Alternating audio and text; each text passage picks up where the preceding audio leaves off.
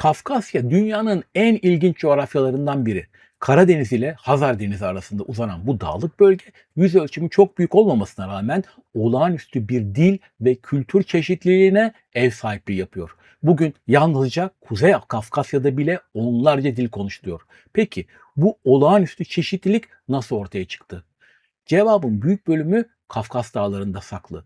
Kafkasya tarih boyunca Avrupa, Orta Asya ve Yakın Doğu arasında doğal bir köprü oldu. Bu nedenle Afrika'dan ayrılan ilk modern insanlardan başlayarak birçok göç dalgası bu bölgeden geçti. Ancak Kafkasya'yı diğer yollardan ayıran önemli bir özelliği vardı. Sarp Dağları, derin vadileri ve ulaşılması güç yerleşimleri sayesinde birçok göçmen topluluk burada yüzyıllar boyunca dış dünyadan büyük ölçüde izole kalmayı başardı.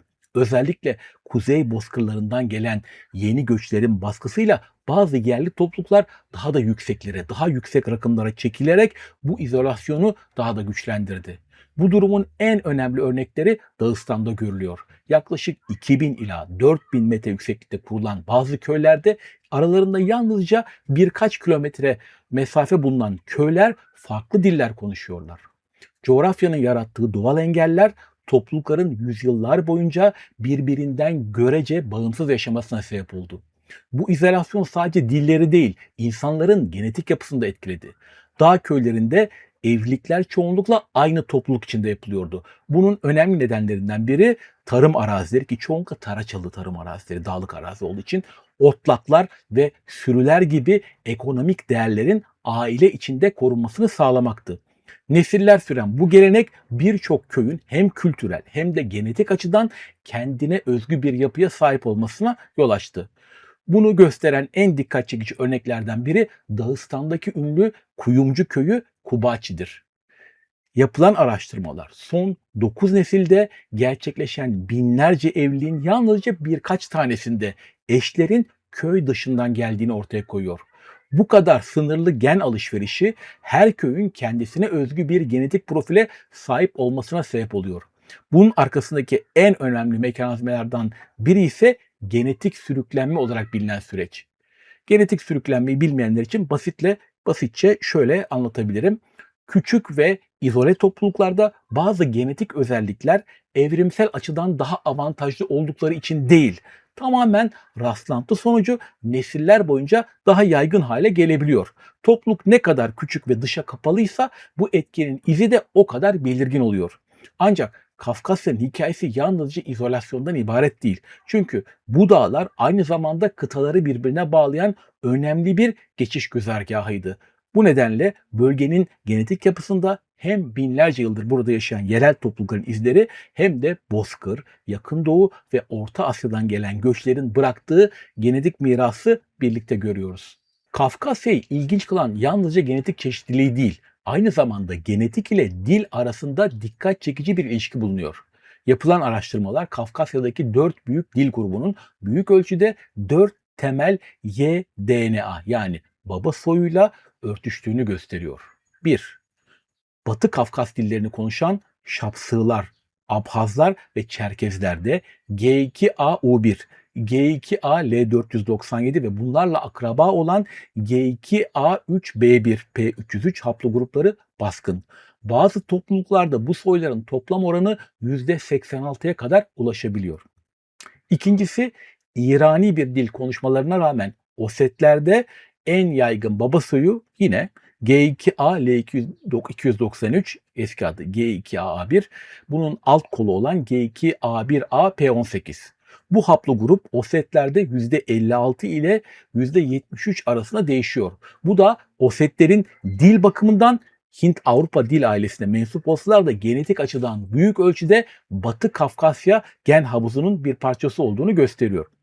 Üçüncüsü, Çeçenler ve İnguşlardan oluşan Nah halklarında ise J2 haplogrubunun bir kolu olan JM67 yani J2A1A baskın ve oranı da %51 ila 79 arasında değişiyor. Dördüncüsü, Avarlar, Dargiler, Kaytaklar, Kubaçiler ve Lezgileri kapsayan Dağıstan dil grubunda ise en dikkat çekici soy J1M267. Bazı topluluklarda bu haplogrubun oranı %99'a kadar ulaşabiliyor. Ama genel olarak ülkede %44 ile %99 arasında değişiyor. Bu harf ve rakamlar ilk bakışta size karışık görünebilir. Ancak bunlar aslında binlerce yıl boyunca babadan oğula aktarılan Y kromozomu soylarını ifade ediyor. Başka bir deyişle erkek soy hattımızın genetik izlerini takip etmemizi sağlayan bilimsel sınıflandırmalar. Bu haplogrupların neyi ifade ettiğini serimizin ilk bölümlerinde ayrıntılı olarak anlatmıştım. İzlemenizi tavsiye ederim. Neyse, elbette dil ile genetik arasında dikkat çekici paralellikler var. Ancak Kafkasya'nın genetik yapısını belirleyen en önemli unsur dil değil. Binlerce yıl süren coğrafi izolasyon ve bunun küçük topluluklarda oluşturduğu genetik sürüklenme etkisi. İşte bu nedenle bu seride Kafkasya'yı adım adım keşfedeceğiz. Uzun ama konuyla gerçekten ilgilenenlerin seveceği bilgi dolu bir program yapmaya çalışacağım. Kafkas halklarının kökenlerini incelerken dağların, göçlerin ve uzun süreli izolasyonun bölgenin dilini, kültürünü ve genetik yapısını nasıl şekillendirdiğini beraber göreceğiz. Son olarak küçük bir not düşeyim. Kuzey Kafkasya'ya ait bazı yer ve kişi adlarını yerel telaffuzlarıyla değil, uluslararası akademik yayınlarda kullanılan yazılışlarına göre okuyacağım. Bu yüzden bazı isimlerin telaffuzu o dilleri konuşanların kullandığı orijinal formundan farklı olabilir. Peki, bugün Çerkezlerin, Çeçenlerin, İnguşların, Osetlerin ve Dağıstan halklarının ataları kimdi? Kafkasya'ya ilk gelen avcı toplayıcılar mı yoksa yakın doğudan gelen ilk çiftçiler mi? Bugün antik DNA çalışmaları cevabın aslında ikisi birden olduğunu gösteriyor. Yaklaşık 40 bin yıl önce Kafkasya'ya ulaşan avcı toplayıcı topluluklar bölgenin en eski genetik temelini oluşturdu. Binlerce yıl sonra yaklaşık 7500 yıl önce Güney Kafkasya ve yakın doğudan gelen ilk çiftçiler ise tarımı da beraberlerinde getirerek bu yerli topluluklarla kaynaştı. Dolayısıyla günümüz Kuzey Kafkasya halkları binlerce yıldır bu dağlarda yaşayan yerli avcı toplayıcıların ve daha sonra bölgeye ulaşan ilk çiftçilerin ortak genetik mirasını taşıyor. Ancak Kafkasya hiçbir zaman tamamen dış dünyadan kopmuş bir bölgede olmadı. Tam tersine bulunduğu stratejik konum sayesinde binlerce yıl boyunca özellikle yakın doğu ile sürekli genetik etkileşim içinde kaldı.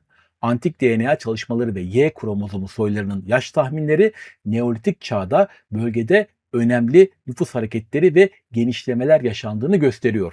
Bugün Kuzey Kafkasya'da yaygın olan G, J ve bazı R1A kolları da büyük ölçüde bu tarihsel süreçlerin izlerini taşıyor. Bu nedenle birçok araştırmacı Kafkasya'nın gen havuzunu yerli avcı toplayıcıların, Neolitik çiftçilerin ki bunların çoğu Anadolu'dan ve Yakın Doğu'dan geldi ve daha sonraki göçlerin ki bunlar da genellikle kuzeyden geldi, bozkırlardan binlerce yıl boyunca birbirine karışmasıyla oluşmuş özgün bir yapı olarak değerlendiriyorlar. Bu ortak geçmiş günümüz haplogrup dağılımlarında da açıkça görülüyor. Şimdi bunlara gelelim.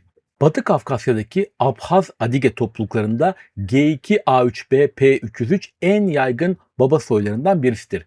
Şapsığlar ve Temurgoylarda bu haplogrubun oranı %53 ile %86 arasında değişmektedir. Güney Kafkasya'da ve Transkafkasya halklarında yani Gürcistan, Ermenistan ve Azerbaycan J2M172 öne çıkar. Abhazlarda yaklaşık %27 oranına ulaşırken Ermenilerde özellikle J2A2 M67 alt kolu dikkat çeker. Dağıstan halklarında ise baskın soy J1 M267'dir. Çeçenlerde yaklaşık %20 olan bu oran bazı Kubaç topluluklarında %98'e 99'e kadar çıkmaktadır.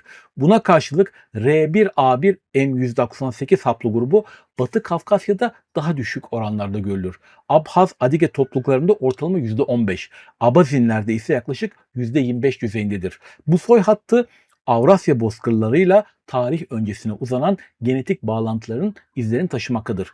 Burada işte önemli ama küçük bir ayrıntıya değinmek gerekiyor. Kafkasya'da görülen R1A1 haplogrubu çoğu zaman sanıldığı gibi Slav göçleriyle ilişkili değildir. Çünkü Slav toplumlarında yaygın olan R1A M458 alt kolu Kafkas halklarında ya hiç görülmez ya da yalnızca %2 ila %5 oranlarındaki gibi çok düşük rakamlarda görülür. Bu nedenle araştırmacılar Kafkasya'daki R1A soylarının büyük bölümünün Slav Türk ya da Moğol dönemlerinden çok daha eskiye, Tunç Çağı ve öncesinde Avrasya Bozkır topluluklarına dayandığını düşünmektedir. Bir diğer dikkat çekici örnek ise G2A1A P18 haplogrubudur. Bu soy hattı Osetlerde yaklaşık %66 oranına çıkarken Batı Adegelerinde neredeyse hiç görülmez. Kabardeyler ve Gürcülerde ise yaklaşık %10 düzeyindedir. Bu farklı dağılım Osetlerin komşu topluluklarla paylaştığı tarihsel genetik ilişkileri anlamamız açısından önemlidir. Kafkasya'nın genetik geçmişini anlamamızı sağlayan en önemli gelişmelerden biri son yıllarda hızla ilerleyen antik DNA araştırmaları oldu. Bu çalışmalar tarih öncesi Kafkasya'da iki temel genetik kümenin bulunduğunu gösteriyor. Bunlardan biri dağlık bölgelerle ilişkilendirilen Kafkasya kümesi. Diğeri ise kuzey bozkırlarında yaşayan toplulukları temsil eden Bozkır kümesi.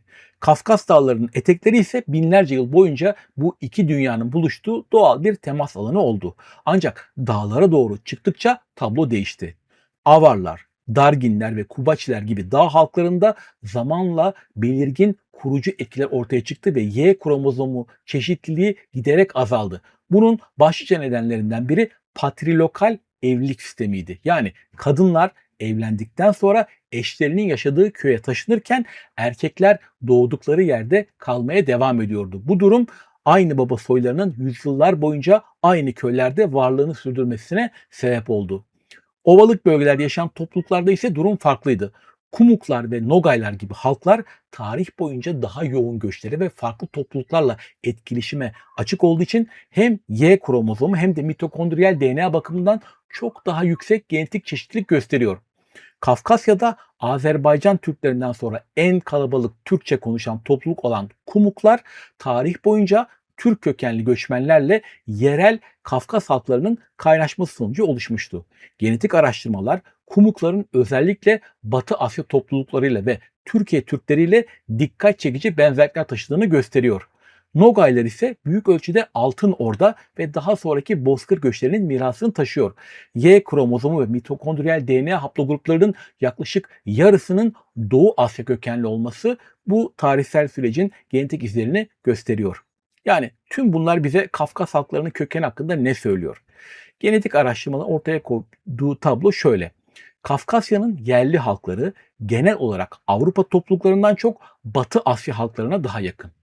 Bölgede yaygın görülen F, G ve J2Y kromozomu haplogrupları da büyük ölçüde bu tarihsel bağlantıyı yansıtıyor. Anne soyunu inceleyen mitokondriyal DNA çalışmaları da benzer bir tabloyu ortaya koyuyor. Kafkas halkları anne soyları açısından da Batı Asya'ya yakın ya da Batı Asya ile Avrupa arasında arada bir genetik konumda bulunuyor. Genetik mesafe analizleri de bu bulguları destekliyor. Örneğin Kafkasya'nın yerli toplulukları genetik olarak en yakın akrabalar olan Nah halklarına yani Çeçenler ve İnguşlara 0,44 gibi oldukça düşük bir genetik mesafeyle bağlı. Bunların Anadolu ve Ön Asya topluluklarıyla yani bizimle olan mesafesi ise 0,56. Burada önemli olan bu sayıların mutlak bir yakınlık ya da uzaklık göstermesinden çok farklı topluluklar arasındaki genetik benzerliğin derecesini yansıtması. Aynı şekilde Slav halklarına 0,70 oranında uzaklar. Başka bir ifadeyle Kafkasya halkları kendi içinde güçlü bir genetik süreklilik gösterirken aynı zamanda binlerce yıl boyunca Batı Asya ile özellikle Anadolu ile yoğun ilişkiler kurduğunu biz bu tablodan anlıyoruz. Geç Tunç Çağı ile Erken Demir Çağı'na yani M.Ö. 1300 ila 400 yıllar arasında tarihlenen Koban kültürü bireylerine alınan antik DNA verileri hem kendilerinden önce Kafkasya'da yaşayan topluluklarla hem de daha sonrasında bölgede görülen Alan nüfusuyla güçlü bir genetik devamlılığı ortaya koyuyor. Bu nedenle birçok araştırmacı Koban kültürünü antik Kafkasya ile günümüz Kuzey Kafkas halkları arasında önemli bir genetik ve kültürel köprü olarak değerlendiriyor. Elbette Kafkasya tarih boyunca dış dünyadan tamamen kopuk değildi. İskitler, Sarmatlar ve diğer bozkır toplulukları farklı dönemlerde bölgeye ulaştı ve yerel halklarla kaynaştı. Ancak antik DNA araştırmaları bu etkileşimlere rağmen Kafkasya'nın temel genetik omurgasının büyük ölçüde korunduğunu gösteriyor. Bu süreklilik yalnızca baba soylarında değil, anne soylarında da görülüyor. Koban kültüründe tespit edilen H, J, N, T, W, I ve U gibi mitokondriyal DNA haplogrupları hem tarih öncesi Avrupa topluluklarında hem de günümüz Kafkas halklarında yaşamaya devam ediyor. Buna ek olarak kökeninin büyük ölçüde yakın doğuya uzandığı düşünülen HV haplogrubu da Kafkasya'nın binlerce yıl boyunca Avrupa ile Yakın Doğu arasında önemli bir geçiş koridoru olduğunu destekleyen genetik kanıtlardan biri olarak değerlendiriliyor. Bütün bu veriler peki bize ne söylüyor? Bugünkü Kuzey Kafkasya halkları ne yalnızca Paleolitik çağın avcı toplayıcılarının torunları ne de yalnızca Neolitik dönemde bölgeye gelen ilk çiftçilerin devamı. Onların genetik mirası eski Kafkas toplulukları, Yakın Doğu'dan gelen Neolitik çiftler ve sonradan gelen bozkır göçlerinin binlerce yıl boyunca birbirleriyle karışmasıyla şekilleniyorlar. Ardından Kafkas Dağları'nın sağladığı coğrafi izolasyon bu ortak mirası koruyarak günümüzde gördüğümüz benzersiz genetik çeşitliliğin oluşmasına katkı sağlıyor. Belki de Kafkasya'yı dünyanın en ilginç bölgelerinden biri yapan tam da budur. Bu dağlar, Kafkas Dağları, yalnızca halkları birbirinden ayırmadı. Aynı zamanda binlerce yıllık genetik miraslarını da günümüze kadar taşımalarını sağladı. Ancak Kuzey Kafkas halklarının kökeniyle ilgili tüm araştırmalar ana akım görüşlerle sınırlı değil. Bazı araştırmacılar bu halkların kökenini çok daha uzak coğrafyalarla ilişkilendiren dikkat çekici hipotezler de ortaya atıyor. Bunlardan biri Kuzey Kafkas halkları ile Basklar arasında çok eski bir akrabalık olabileceğini öne süren görüştür. İspanya ile Fransa sınırında yaşayan Basklar Avrupa'nın en sıra dışı topluluklarından biri kabul ediliyor. Bunun en önemli nedeni Baskçanın yani Bask dilinin Hint, Avrupa başta olmak üzere Avrupa'daki büyük dil ailelerinden hiçbirine açık bir şekilde bağlanamamış olması. Bu nedenle Basklar sık sık Avrupa'nın en eski nüfus katmanlarının bir tanesi olarak kabul ediyorlar. 1994 yılında dil bilimci Merit Rowland, Baskça ile Kuzey Kafkas dilleri arasında çok eski bir akrabalık olabileceğini ileri sürdü. Daha sonra bu fikir genişletilerek Baskça, Kuzey Kafkas dilleri, Yenisey dilleri, Çin-Tibet dilleri ve Kuzey Amerika'daki Na-Dene dillerini kapsayan Dene-Sino-Kafkas adı verilen varsayımsal bir makro dil ailesi önerildi. Ancak şu durumun altını doğru çizmek gerekiyor. Bugün dil bilimcilerin büyük çoğunluğu bu makro dil ailesini kabul etmiyor. Önerilen benzerliklerin önemli bir kısmının tesadüfi olabileceği ya da yeterli kanıtla desteklenmediğini düşünüyorlar. Benim bu teoriye ilgi duymam ve burada bahsetmem sebebi ise bazı genetik benzerlikler. Bask erkeklerinin %80'den fazlası R1b haplogrubunu taşırken Kuzey Kafkasya'nın bazı topluluklarında R1b M269 farklı oranlarda görülebiliyor. Örneğin bu oran Lezgilerde yaklaşık %30'a ulaşıyor. Bazı Abhaz topluluklarında R1a oranı yaklaşık %33 ve bazı Çerkez gruplarında ise yaklaşık %20 düzeyinde. Zaman zaman L haplogrubu da bu tartışmalara dahil ediliyor. Çeçenlerde L3 yaklaşık %14 oranındayken Abhazlarda ve Avarlarda daha düşük, Basklarda ise oldukça seyrek. Ancak günümüz genetik araştırmaları bu benzerliklerin tek başına ortak kökeni kanıtlamaya yetmediğini gösteriyor. Aynı haplogrup birbirinden tamamen farklı topluluklarda bağımsız tarihsel süreçler boyunca yüksek oranlara ulaşabiliyor. Bir diğer dikkat çekici yaklaşım ise Rus araştırmacı Alexey Alexandrovich Romanchuk tarafından ortaya atılan Doğu Avrasya hipotezi. Bu modele göre Proto-Kuzey Kafkas toplulukları Yakın Doğu'dan değil, Orta ve Doğu Asya'nın kesişim bölgesinden batıya göç ederek geç Paleolitik ve ile erken Holosan arasında Kafkasya'ya ulaştı. Yani çok çok eski devirlerde. Hipotezin dayanaklarından biri P ve K haplogruplarının erken kollarının yaklaşık 40 bin yıl önce Sibirya, Altaylar ve Baykal çevresinde görülmesi. Benzer şekilde erken R soylarına ait bazı eski DNA örnekleri de Kuzey Avrasya'nın doğu kesimlerinden biliniyor. Araştırmacılar ayrıca Yenisey havzasında yaşayan Ketlerde yani Ket halkında Q haplogrubunun yaklaşık %94, Kuzey Amerika'daki Na-Dene halklarında ise %75 ile %90 arasında görülmesine dikkat çekiyorlar. Romanchuk'a göre eğer bu toplulukların ortak kökeni Yakın Doğu olsaydı Batı Asya'da yaygın olan G ve J haplogruplarının da Ketler ve Na-Dene topluluklarında da yüksek oranlarda bulunması beklenirdi. Bu haplogrupların söz konusu topluluklarda yok denecek kadar az olması hipotezin destekçileri tarafından Doğu Avrasya kökeni lehine yorumlanıyor. Bu senaryoda Özbekistan'daki Kulbulak kültürü de doğudan gelen topluluklarla Batı Asya nüfusu arasındaki olası temas bölgelerinden biri olarak değerlendiriliyor. Ancak bugüne kadar elde edilen antik DNA verileri Kuzey Kafkas halklarının temel genetik yapısının büyük ölçüde yerel Kafkas toplulukları ile Yakın Doğu kökenli Neolitik nüfusların birleşmesiyle oluşturduğunu destekliyor. Dolayısıyla Bask Kafkas akrabalığı, Dene Sino Kafkas makrodil ailesi ve Doğu Avrasya hipotezi bugün için ilgi çekici hipotezler olmakla birlikte bilim dünyasında genel kabul görmüş sonuçlar değil. Hala araştırılmaya devam eden tartışmalı öneriler. Bugün Kuzey Kafkasya'nın genetik haritası yüzlerce farklı soy hattı içeriyor. Ancak bu çeşitliliğin omurgasını 4 temel erkek soyu oluşturuyor. G2A, J1, R1A ve R1B. Antik DNA çalışmaları bu haplogrupların geç Tunç ve erken Demir çağına ait Koban kültürü bireylerinde de bulunduğunu gösteriyor. Bu da Kafkasya'da binlerce yıllık genetik sürekliliğin en güçlü kanıtlarından biri olarak kabul ediliyor. Şimdi bu haplogruplara tek tek bakalım. Kafkasya'nın en karakteristik erkek soylarından biri G2A haplogrubu. Kökeni büyük olasılıkla Anadolu, Güney Kafkasya ve Yakın Doğu'daki erken Neolitik topluluklara uzansa da, yani tarımcılara uzansa da binlerce yıl boyunca Kafkas dağlarında kendine özgü alt kollara ayrılarak bölgenin ayırt edici genetik miraslarından biri haline gelmiş durumda.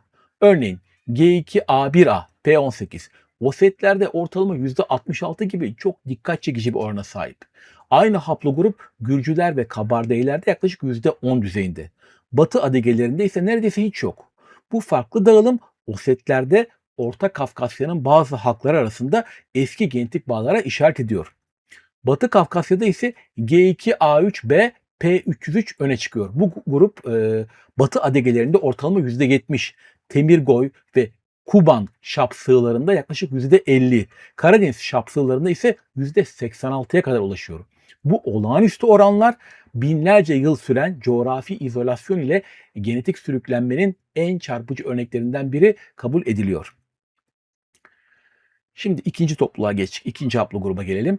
Kafkasya'nın genetik geçmişi yalnızca dağların değil tabii ki. Avrasya bozkırlarının da izlerini taşıyor. R1B haplogrubu tarih boyunca Yamnaya, Katakomb, Kimber, İskit ve Sarmat gibi birçok bozkır topluluğunda yaygın olarak görülürken R1A özellikle Hint-İrani bozkır topluluklarıyla ve doğudaki bazı Türk topluluklarıyla ilişkilendiriliyor. Kafkasya'daki R1A1 M198 hattı da bu eski bozkır mirasının önemli temsilcilerinden biri. Abhaz, Adige topluluklarında ortalama %15. Bazı Abazin topluluklarında ise yaklaşık %25 oranında.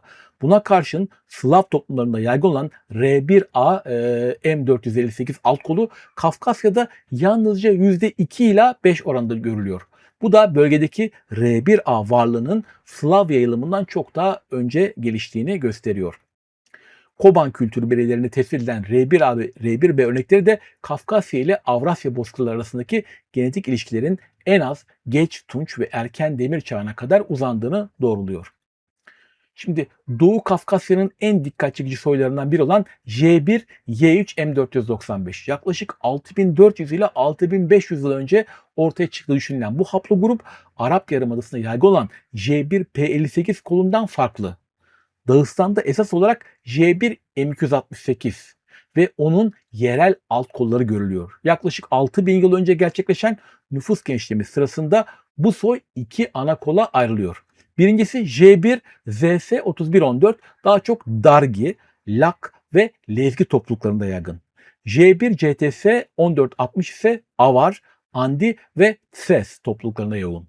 Bu dağılımın Kuzeydoğu Kafkas dil gruplarıyla büyük ölçüde örtüşmesi J1 Y3495'i Dağıstan'ın nüfus tarihini anlamada önemli genetik göstergelerden biri haline getiriyor. Sonuç olarak Kafkasya'nın genetik haritası binlerce yıllık farklı tarihsel süreçlerin izlerini aynı anda taşıyor.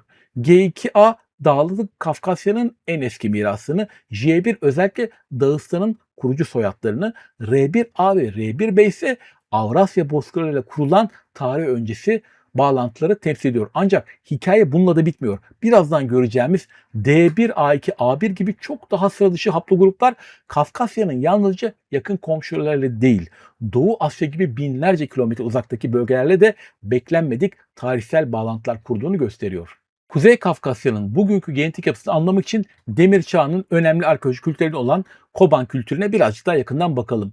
Milattan önce 13. yüzyıllardan milattan önce 4. yüzyıla kadar Büyük Kafkas Dağları'nın iki yakasında yaşayan Koban toplulukları gelişmiş metal işçiliği ve dağ yamaçlarında kurdukları teraslı tarım sistemleriyle, taraçalı tarımla yani bölgenin en güçlü kültürlerinden birisiydi. Ancak onları bizim için asıl önemli kılan günümüz Kafkas halklarıyla kurdukları güçlü genetik bağ. Klinyar 3 ve Zayikova 3 mezarlarından elde edilen antik DNA verileri Koban bireylerinde anne soyunu temsil eden H, J, N, T, W, I, U ve HV gibi mitokondriyal haplogrupları ortaya koyuyor. Bu haplogrupların tamamı günümüzde de Kafkas halkları arasında yaşamaya devam ediyor. Baba soylarında ise G2A1, R1AB, R1B gibi haplogruplar tespit ediliyor. Aynı soyadları bugün Osetler, Balkarlar, Karaçaylar, Dargiler, Lezgiler ve Abhazlar arasında da yaygın olarak görülüyor. Bu nedenle birçok araştırmacı Koban kültürünü antik Kafkasya ile modern Kuzey Kafkas halkları arasında bir genetik köprü olarak kabul ediyor. Yani Koban toplumu da hiçbir zaman zaten dünyadan kopuk bir topluluk değildi. Demir Çağı boyunca kuzey bozkırlarından gelen İskitler, daha sonra Sarmatlar bölgeyle yoğun ilişki kurdu. Antik DNA çalışmaları bu etkileşimin yalnızca kültürel değil aynı zamanda genetik olduğunu da ortaya koyuyor. Başka bir ifadeyle Koban dünyası yerel Kafkas toplulukları ile Avrasya bozkırlarının ilk büyük genetik sentezlerinden birini temsil ediyor. Bu süreç daha sonra alanların ortaya çıkmasına zemin hazırlıyor. Modern genomlarla yapılan karşılaştırmalar alanların genetik yapısının önemli ölçüde Koban mirası üzerine inşa edildiğini gösteriyor. İki topluluk arasında temel fark ise bozkır kökenli katkının miktarı. Koban kültüründe İskit etkisi daha belirginken alanlarda Sarmat etkisi daha güçlü hale geliyor. Bu nedenle alanlar Koban kökenli yerel nüfus ile Sarmat topluluklarının kaynaşması sonucu ortaya çıkan yeni bir tarihsel evre olarak değerlendiriliyor. Modern genomlarla yapılan karşılaştırmalar bu tabloyu destekliyor. Koban bireyleri özellikle Osetler, Balkarlar, Karaçaylar, Kumuklar ve Lezgilerle bayağı bir genetik benzerlik taşıyor. Bazı analizlerde Kumuklar ve Lezgiler hem Koban hem de Sarmat popülasyonlarına genetik olarak en yakın topluluk arasında yer alırken Osetler, Balkarlar ve Karaçaylar da Demir Çağı bozkır mirasının en güçlü koruyan halklar olarak değerlendiriliyor. İlginç bir şekilde bazı çalışmalarda hem Şindiler de Koban bireylerine beklenenden daha düşük genetik uzaklık gösteren topluluk arasında yer alıyor. Antik DNA araştırmaları zaman zaman şaşırtıcı sonuçları da ortaya koyuyor. Örneğin Zayikova 3 mezarlığında bulunan bir erkekte Doğu Asya'da yaygın görülen D1A2A1Y kromozomu haplogrubu tespit edilirken anne soyunda Batı Avrasya ile ilişkilendirilen nadir HV1A1A haplogrubu belirleniyor. Klinyar 3'te ise ilk incelemelerde erkek olduğu düşünülen bir bireyin genom analizi sonucunda kadın olduğu anlaşılıyor. Üstelik mezar gelenekleri ve genetik yapısı onun yerel Koban topluluklarından çok Batı İskitleriyle daha yakın ilişkili olduğunu anlamamızı sağlıyor. Bu örneklerle bize bazı yeni kritik bilgiler veriyor. Kafkasya antik çağlarda sandığımızdan daha hareketli bir coğrafyaymış. Bunu anlıyoruz. Dağlarla çevrili olmasına rağmen farklı halkların, kültürlerin ve genetik soyların sürekli karşılaştığı bir geçiş bölgesi olduğunu daha iyi anlıyoruz. Bütün bu bulgulardan da şunu çıkarabiliriz. Koban kültürü yalnızca arkeoloji kitaplarında kalan eski bir uygarlık değil. Onların genetik mirası bugün Osetlerde, Balkarlarda, Karaçaylarda, Kumuklarda, Lezgilerde ve diğer birçok Kuzey Kafkas halkında yaşamaya devam ediyor. Batı Kafkasya'nın en dikkat çekici halklarından biri olan Adigeler, Kuzey Kafkasya'nın en belirgin genetik profillerinden birine sahip.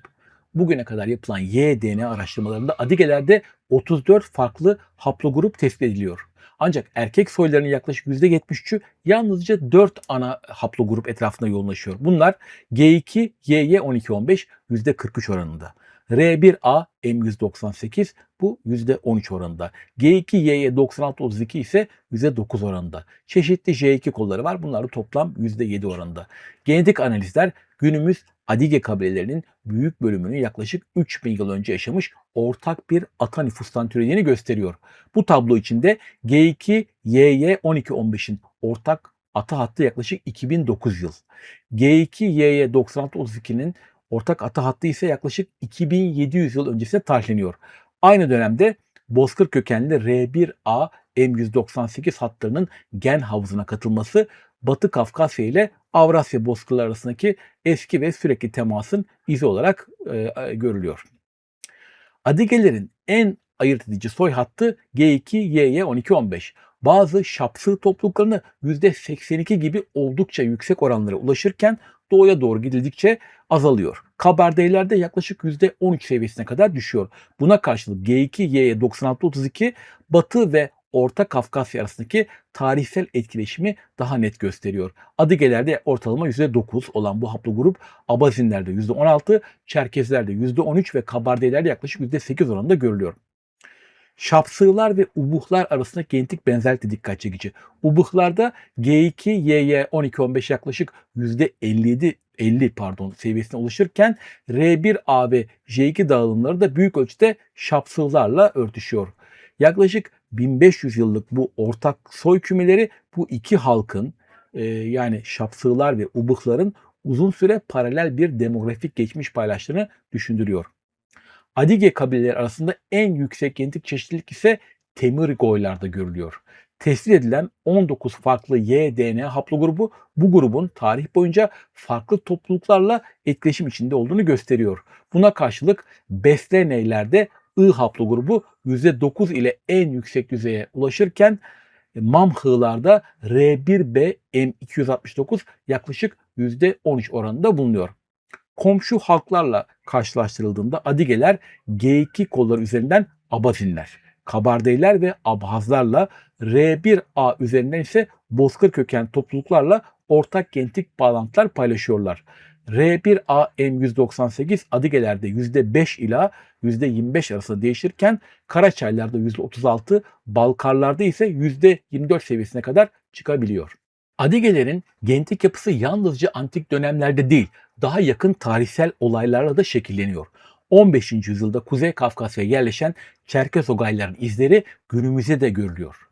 Özellikle Egerekoy kabilesinde yakın doğu kökenli kabul edilen J1 haplogrubu yaklaşık %14 oranına ulaşıyor ve bu durum Çerkez Ermenilerinin genetik katkısıyla ilişkilendiriliyor.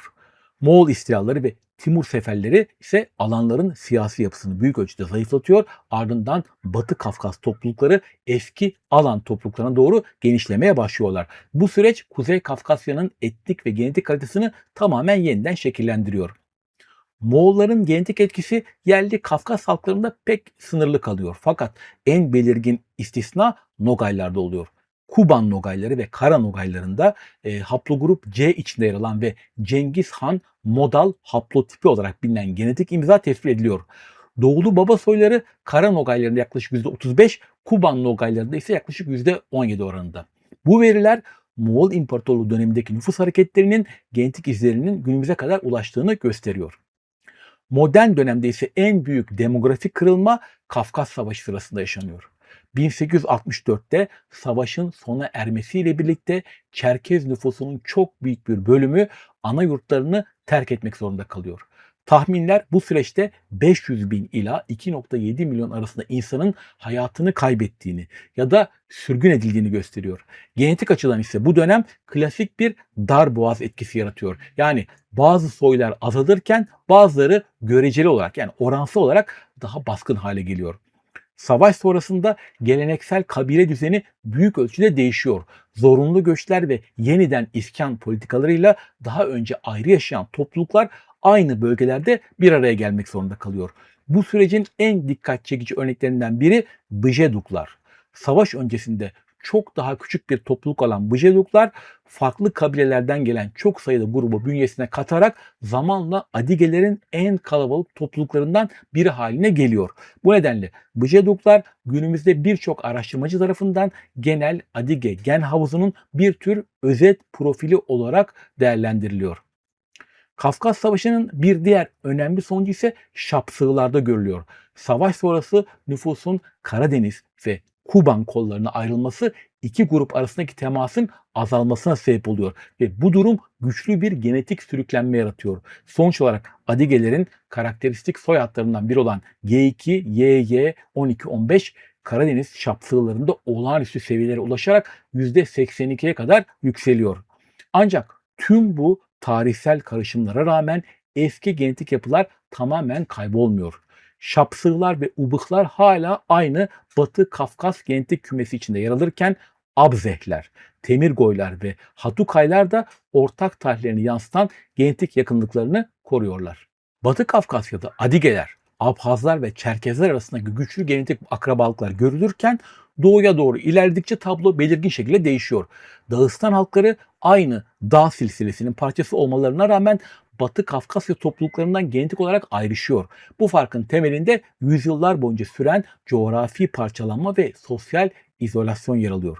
Batı Kafkasya'da G2 ve J2 haplogrupları öne çıkarken Dağıstan'da baskın erkek soy hattı J1 M267. Bu haplogrup Dargiler, Kaytaklar, Lezgiler, Avarlar ve özellikle Kubaçilerde çok yüksek oranlara çıkıyor. Demin de söylediğim gibi Kubaçilerde bu oran %98-99 seviyesine çıkarak dünya genelinde en yüksek J1 yoğunluklarından birini, hatta birincisini oluşturuyor. Buna karşılık aynı haplogrup Batı Kafkasya'da Adige ve Abhaz gruplarında %0 ile %5 oranında görülüyor. Güney Kafkasya halklarında yani Gürcülerde, Azerbaycan'da ve Ermenistan'da ise %5-6 oranında görülüyor. Dağıstan'ın derin vadilerle birbirinden ayrılan coğrafyası küçük toplulukların uzun süre izole yaşamasına sebep oluyor. Bu durum zamanla her köyün kendi içinde belirgin bir genetik profile sahip olmasına yol açıyor. Anne soyunu gösteren mtDNA verileri de bu tabloyu destekliyor. Dağıstan halklarının mitokondriyal DNA yapısı genel olarak Avrupa popülasyonlarına benzerlik gösterse de bu benzerliğin modern Avrupalılardan ziyade çok daha eski genetik bir katmanı temsil ettiği görülüyor. Bugünkü Dağıstan, daha doğrusu Doğu Kafkasya gen havuzu içinde 3 temel bileşen var. Birincisi yerel Dağıstan bileşeni. Bu yaklaşık 6000 yıl öncesine uzanan yerli dağ topluluklarını temsil ediyor. Başlıca soy hatları J1 Y3495, J1 ZS 3114 ve J1 CTS 1460. İkincisi İran Güney Kafkas bileşeni. Özellikle Azerbaycan Türkleri, Tatlar, Talişler, Kürtler, Yezdiler ve Tabarasanlarda daha belirgin. Bu katmanda öne çıkan haplogruplar J2 M172 ve R1B M269. Üçüncüsü ise Bozkır bileşeni. Nogaylar, Kara Nogaylar ve bazı Kara Papak gruplarında yoğunlaşıyor. Bu katmanın temel haplogrupları C M217, N LLY 22G ve R1B M73 ile R1A M198. Dağıstan'ın yaklaşık 2000 metre yüksekliğinde rakımlarda yer alan Kubaçi köyü Kafkasya'nın en ilginç genetik topluluklarından biri. Sürekli onlardan bahsediyorum ama çok ilginç hakikaten genetik açıdan. Uzun süreli izolasyon ve sınırlı dış evlilikler nedeniyle yalnızca Y kromozomu değil, mtDNA ve otozomal DNA açısından da çevre topluluklardan ayrılıyorlar. Burada J1 M267 oranı yaklaşık %98-99 demiştik. Bu durum güçlü kurucu etki ve uzun süreli genetik sürüklenmenin klasik bir örneği. Anne soylarında da benzer bir tablo var. Dünya genelinde nadir kabul edilen U1 haplogrubu burada yaklaşık %48. U2 haplogrubu ise %24 oranında. Böylece Kubaçi nüfusunun büyük bölümü bu iki mitokondriyal soy hattında yoğunlaşıyor. Genom çapındaki analizlerde Kubaçiler çoğu zaman diğer Dağıstan topluluklarından ayrılarak tek başına ayrı bir küme oluşturuyor. Düşünün, bir köy bu yani. Bu nedenle birçok araştırmacı onları gerçek anlamda genetik ada popülasyon olarak tanımlıyor. Bu farklılaşmanın nedeni yalnızca zanaatkarlık geleneği değil. Bunlar kuyumculuk yapıyorlar. Ayrıca coğrafi izolasyon, dilsel ayrışma ve yüzyıllar boyunca süren iç evlilik yapısı, bundan bahsetmiştik. Bu tabloyu sağlıyor. Batı Kafkasya'nın daha hareketli ve iç içe geçmiş demografik yapısının aksine Dağıstan, küçük dağ topluluklarının binlerce yıl boyunca şekillendirildiği son derece karmaşık ama oldukça yerel kalmış bir genetik motifine sahip. Özellikle J1M267'nin olağanüstü yüksek oran, işte %100'e neredeyse 99'a bulaşan patrilokal evlilik sistemi, bahsetmiştik ne olduğunu, ve güçlü genetik sürüklenme etkisiyle birleştiğinde Dağıstan bugün dünyanın en dikkat çekici, en ilginç genetik bölgelerinden birisi haline geliyor. Kuzey Kafkasya'nın birçok bölgesinde dağlar toplulukları birbirinden ayırırken Adige-Habl bunun tam tersini temsil ediyor. Yüzyıllardır farklı halkların yan yana yaşadığı bu bölge Kafkasya'nın en önemli sosyal ve genetik kavşak noktalarından biri kabul ediliyor. 2010 nüfus sayımına göre bölgede Çerkezler %39,1, Abazalar %29,8 oranında yer alırken Ruslar %9, Karaçaylar %6,1, Nogaylar %4,6, Türkler %2,7 ve Yunanlar %2,6 ile diğer önemli toplulukları oluşturuyor. Bu etnik çeşitlilik doğrudan sosyal yapıya da yansıyor. Evliliklerin yaklaşık %36,6'sı farklı halklar arasında gerçekleşiyor. Karma evlilik oranı Nogaylarda %68, bayağı büyük bir oran. Abazalarda ve Ruslarda %52, Çerkezlerde %48, Türkler ve Yunanlarda %41, Karaçaylarda ise %28 seviyesinde. En dikkat çekici ilişki Çerkezler ve Abazalar arasında. Kayıtlarda 170 Çerkez Abaza evliliği bulunmakta. Ayrıca Tlisov ve Zuhov gibi bazı soyadlarının iki halk arasında ortak görülmesi bu tarihsel yakınlığın yalnızca güncel değil, derin köklere de sahip olduğunu gösteriyor. Bu yönüyle Adige-Habl, Dağıstan'daki izole köylerin aksine yüksek etkileşim ve evlilik oranları sayesinde genetik çeşitliliğin arttığı açık bir gen havuzu gibi görünüyor. Kuzey Kafkasya'nın Türk dilli halkları ortak bir dil ailesine mensup olsalar da genetik olarak tek bir kökenden gelmiyorlar. Kumuklar, Nogaylar, Karapapaklar ve Azerbaycan Türkleri farklı tarihsel göç katmanlarını temsil ediyor. Kumukların genetik yapısı Kafkas toplulukları ile, yerel Kafkas toplulukları ile 4 ila 15. yüzyıl arasında bölgeye gelen Türk topluluklarının karışımından oluşuyor. Görece yüksek dış evlilik oranları sayesinde hem anne hem baba soylarında bayağı bir çeşitlilik var. Genetik analizler Kumukların PCA düzleminde Anadolu ve Batı Asya popülasyonlara yakın konumlandığını gösteriyor. Yani bize bayağı yakınlar. J1M267 haplogrubun yüksek oranı ise önemli bir yerel Kafkas katkısını işaret ediyor. Bu nedenle birçok araştırmacı Kumukları Türkleşmiş yerel Kafkas nüfusun örneklerinden biri olarak değerlendiriyor. Nogaylar, Kuzey Kafkasya'da Orta Asya kökenli genetik bileşeni en güçlü koruyan topluluklardan biri. Anne soylarında M, C, Z, D ve G. Baba soylarında ise C, D ve O gibi Doğu Avrasya kökenli haplogruplar öne çıkıyor. Bu tablo bölgeye yalnızca askeri grupların değil, ailelerle birlikte gelen göçebe toplulukların da yerleştiğini gösteriyor. Kültürel olarak Nogaylarda ve Kumuklarda görülen egzogami, yani dış evlilik geleneği genetik çeşitliliğin korunmasında önemli rol oynuyor. Kazaklardaki 7 ata, yani jeti ata sistemine benzer bir şekilde bireylerin kendi yakın akraba çevresi dışından evlenmesi hem akrabalık bağlarını genişletiyor hem de genetik daralmayı sınırlandırılıyor. Bu sistem antropolojik açıdan hem sosyal dayanışmayı güçlendiren hem de biyolojik çeşitliliği artıran bir yapı olarak değerlendiriliyor. Yani egzogami, 7 ata geleneği.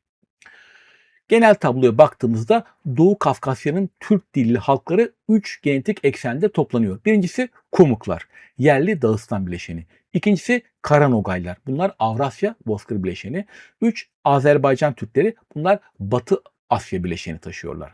Bu ayrım bölgedeki tarihsel göçlerin ve yerel etkileşimlerin genetik izlerini açık şekilde gösteriyor. Baba soyu açısından bakarsak Karanogaylarda Y DNA haplogrubu N %22 oranında. R1A M198 %18 oranında.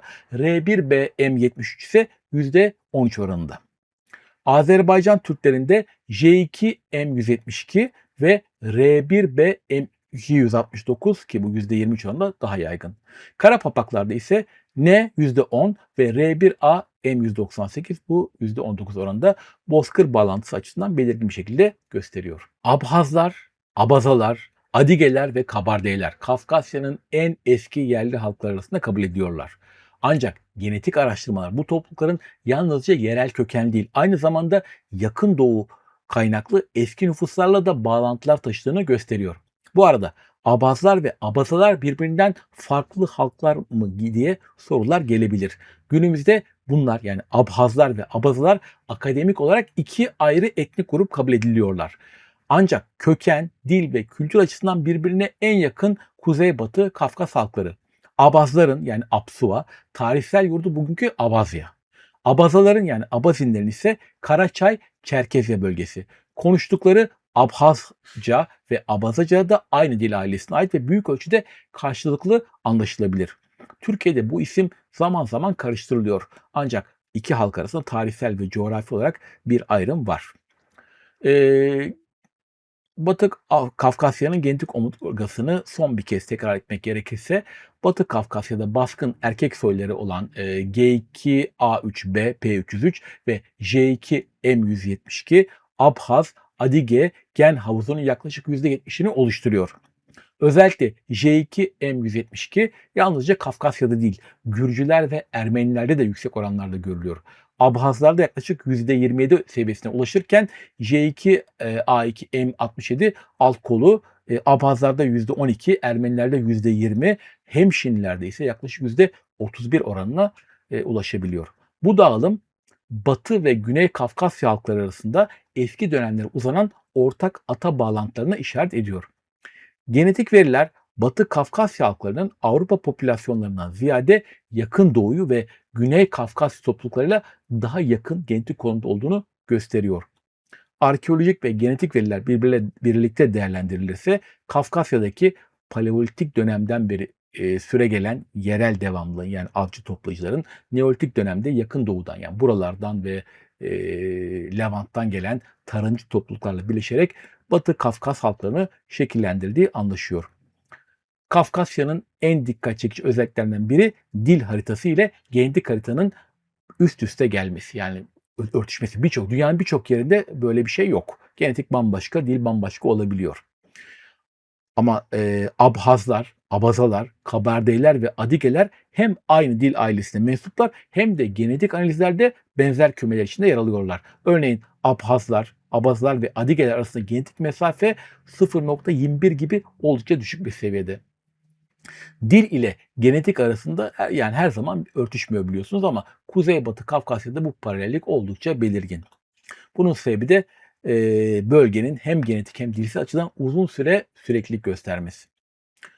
Dağıstan halklarında ise yaygın olan J1Y3495 soyunun daha eski atalarından biri kabul edilen J1 Z1841 yaklaşık 3000 yıl önce Anadolu ve Levant bölgesinde tespit ediliyor. Bu durum Dağıstan halklarının doğrudan Hurri veya Urartu torunları olduğunu göstermiyor. Ancak Tunç ve Demir çağları boyunca Kafkasya ile Anadolu Levant hattı arasında önemli göçler ve karşılıklı etkileşimler yaşanmış olabileceğini işaret ediyor. Benzer şekilde bazı dil bilimciler Hurri Urartu dilleriyle Nah Dağıstan dilleri arasında yapısal benzerlikler olabileceğini öne sürüyor. Ancak bu görüşler henüz bilim dünyasında kesin kabul görmüş değil, tartışılıyor. Peki Kafkasya bir duvar mı bir köprü mü? Genetik veriler Kafkasya'nın tek yönlü bir geçit olmadığını gösteriyor.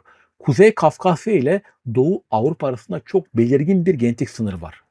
Buna karşılık Kafkasya ile Anadolu arasında ya da Levant arasında aynı yoğunlukta, aynı kesinlikle bir sınır yok. Buralarda geçiş var. Ayrıca bu Levant'tan Anadolu ve Balkanlar üzerinden Avrupa'ya uzanan yol ki bu koridor çok önemli. Hem üst Paleolitik dönemde Avrupa'nın ilk yerleşim süreçlerinde hem de Neolitik dönemde yani tarımın yayıldığı dönemde bu koridor çok büyük bir rol oynuyor. Anadolu tarımcılar, yakın doğulu tarımcılar bu koridor sayesinde Avrupa'ya açılıyorlar. Şimdi gizemli bir soya geliyoruz. L1BM317. Bu soy hattı için ana vatanını terk eden soy da deniliyor. Biliyorsunuz Doğu Karadeniz'de var bu. Kafkasya genetik tarihinde dikkat çekici örneklerden biri. L1B-M317 haplogrubu. Köken bölgelerden birinin Kafkasya olabileceği düşünülmesine rağmen bugün bölgede yalnızca %0,52 oranında görülüyor. Bu çok düşük oran büyük olasılıkla tarih öncesi dönemde yaşanan göç hareketleriyle açıklanıyor. Yaklaşık 8200 yıl önce Güneybatı Asya'daki iklim değişiklikleri sonrasında bazı toplulukların Anadolu ve Levant'a göç ettiği, L1b taşıyan grupların bu süreçte de Kafkasya'dan ayrıldığı düşünülüyor. Genetik veriler bu soyun bir kolunun yaklaşık 7300 yıl önce Lübnan çevresine ulaştığını gösteriyor. Daha sonraki dönemlerde Levant bölgesinde farklı alt kollara ayrılarak yerel nüfuslarla karışıyorlar. Bugün L1b M317'nin en yüksek görüldüğü bölge Kafkasya değil. Neresi? Türkiye. %2,88. Genetik ağ analizleri Türk, Yunan ve Kafkas örneklerinin aynı eski L1b kümesinin içinde toplandığını gösteriyor. Yani Türk, Yunan ve Kafkas L1b'leri aynı küme içinde. Bu durum Anadolu'daki L1b varlığının yalnızca yakın dönem göçleriyle açıklanamayacağını düşündürüyor. Hatırlayacağınız gibi daha önce Güney Kafkasya bölümünde de L1b M317'nin özellikle Megrellerde ve daha yoğun biçimde Doğu Karadeniz hattında Lazlarda, Hemşinlerde ve Trabzon'un dağlık kesimlerinde görüldüğünden ve bunun olası sebeplerinden bahsetmiştik. Sonuç olarak bir haplogrubunun en yoğun görüldüğü yerler her zaman onun kökeni olmayabilir. Bazen ana nüfus geriye çekilirken göç eden küçük kollar farklı bölgelerde varlığını sürdürür. Harda buralarda birikip çoğalabilir. Kafkasya'nın genetik etkisi günümüzde Türkiye'den Ürdün'e, hatta Doğu Akdeniz'e kadar uzanıyor. Bunun en dikkat çekici örneklerinden birisi de Ürdün'deki Çerkez ve Çeçen diasporası. Genetik analizlerde bu topluluklar Ürdünlü Araplardan çok Türkiye'deki Kafkas kökenli gruplara ve kısmen Güney Avrupa popülasyonlarına daha yakın konumlanıyorlar. Bu durumun temel nedeni 19. yüzyıldaki Kafkas sürgünleri.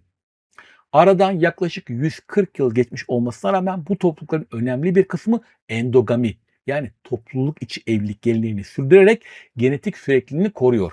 Bu nedenle Ürdün'deki Çerkez ve Çeçen gruplar genetik haritalarda yerel Arap popülasyonlardan çok Kafkasya'daki akrabalarına yakın görünüyorlar. Ürdün'deki Kafkas diasporasında bazı genetik varyantların belirgin olduğu anlaşılıyor. Bunlarda mesela MTHRF mutasyonu görülüyor. Çerkezlerde %50, Çeçenlerde %27,5 oranında. Yine faktör 2 G20 210A, bu da Çerkezlerde %12,2 oranında görülüyor. Buna karşılık bazı çalışmalar bu topluluklarda hipertansiyon, diyabet ve obezite gibi hastalıkların genel Ürdün nüfusuna kıyasla daha düşük oranlarda görülebildiğini bildiriyor. Bu farkların yalnızca genetik değil, aynı zamanda yaşam ve beslenme alışkanlıklarıyla da ilişki olabileceği düşünülebilir tabii ki. Kafkasya'nın Doğu Akdeniz'deki diğer bir genetik izi ise Lübnan'daki Maruni topluluklarda görülüyor. Burada da L1b M317 haplogrubu yaklaşık %12,5 oranına ulaşıyor. Bu dağılım yaklaşık 7300 yıl önce Kafkasya'dan Levant'a gerçekleştiği düşünülen göçlerle ilişkilendiriliyor. Kuzey Lübnan'ın dağlık yapısı ve tarih boyunca görece izole kalması bu eski genetik hattın korunmasına katkı sağlamış olabilir. Otozomal DNA analizlerinde görülen yüksek homozigotluk oranı da bu tabloyu destekliyor. Homozigotluk neydi? En basit ifadeyle bireyin anne ve babasının aynı gen varyantlarını alma olasılığının yüksek olması. Yani küçük topluluklar içinde görülüyor.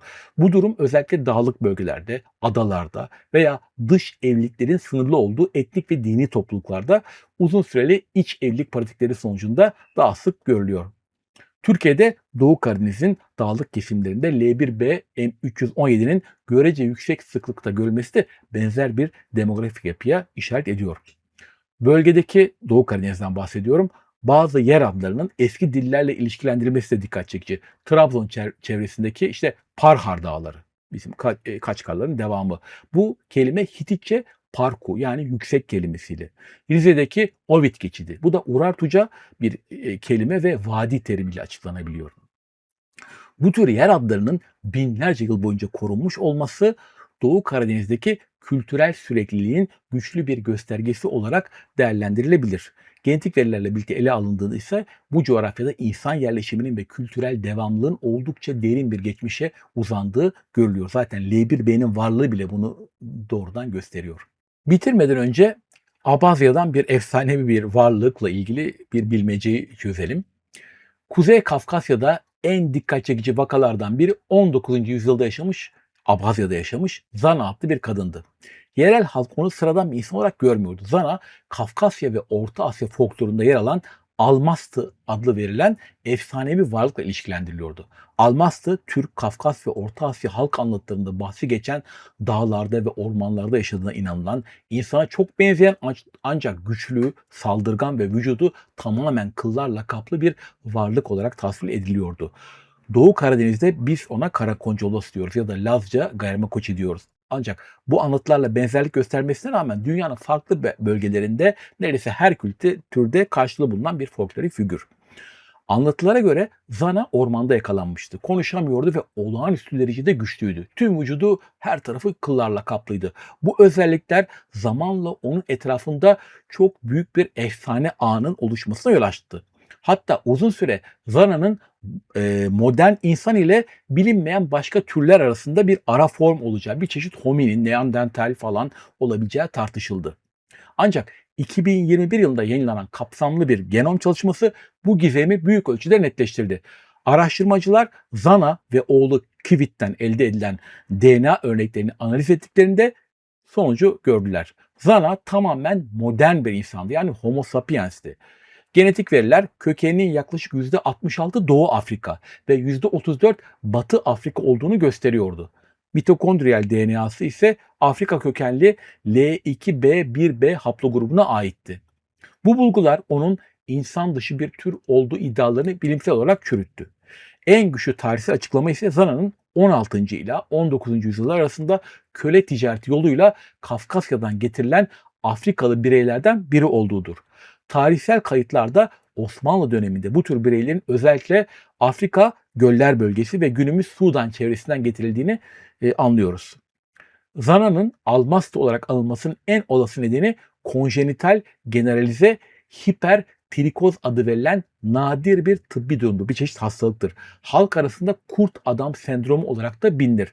Bu durum aşırı kıllanma ve sıra dışı fiziksel görünüm ile karakterizedir. Zana'nın fiziksel özellikle çok uzun boylu ve iri yarı olması falan yerel anlatıların zamanla mitolojik bir figüre dönüşmesine zemin hazırlamıştır. Yani burada gördüğümüz şey bir mitin doğuşudur. Gerçek bir insan, nadir bir tıbbi durum ve güçlü bir sözlü kültür birleşince ortaya Almastı efsanesi, Zana efsanesi ortaya çıkmıştır. Zana'nın oğlu Kvit'in DNA'sı da analiz edilmiştir. Sonuçlar anne hattı işte Zana'nınki gibi L2B1B mtDNA'sı. Baba hattı ise Avrupa ve Batı Asya'da yaygın olan R1B, 1A, 1B, 1B DNA'sı. Bu veriler Kvit'in babasının yerel Kafkasyalı bir erkek olduğunu doğruluyor. Kuzey Kafkasya'nın genetik yapısı sonuç olarak tek bir kökene dayanmıyor. Abhazlar, Adigeler, Çeçenler, İnguşlar, Avarlar, Dargiler ve Lezgiler gibi halklar farklı tarihsel süreçlerden geçmiş olsa da özellikle Abhaz, Adige ve Nah Dağıstan gruplar arasında eski ve derin ortak genetik katmanlar bulunuyor. Genetik veriler Kafkasya'nın genel olarak Batı Asya ve Yakın Doğu bağlantılı karma bir yapı sergilediğini gösteriyor. Bununla birlikte bölge İskitler, Sarmatlar, Alanlar ve Türk toplulukları gibi birçok göç dalgasının da etkisi altına girmiştir. Dil ve genetik ilişkisi Kafkasya'da birçok bölgede paralel ilerlemiştir. Özellikle Kuzeybatı ve Doğu Kafkasya'da bu uyum daha belirgindir. Ancak Kumuklar ve Nogaylar gibi Türk dilli halklar dil değişiminin her zaman genetik değişimle birebir ilerlemediğini gösteriyor. Bozkır etkisi bazı topluluklarda güçlüdür. Nogaylar ve Kara Nogaylar'da. Ancak genel genetik yapı en eski katmanlar yine yerel Kafkasya yapıslarına dayanır. Bugünlük de bu kadar. Takip, beğeni ve yorumlarınız için çok teşekkür ederim. Bir sonraki programda görüşmek üzere. Hoşça kalın.